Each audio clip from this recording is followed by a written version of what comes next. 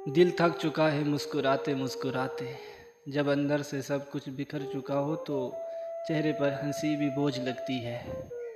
कुछ लोग जाते नहीं बल्कि दिल में बसी बसी यादें छोड़ जाते हैं, जो हर लम्हा चुभते हैं। वक्त के साथ सब कुछ बदल जाता है, लेकिन कुछ जख्म वक्त के साथ नहीं, तन्हाई में गहरे होते जाते हैं। कोई सवाल ऐसे हैं जिनके जवाब सिर्फ खामोशी में मिलते हैं, और कुछ बातें ऐसी होती हैं जो कभी किसी से कही नहीं जाती।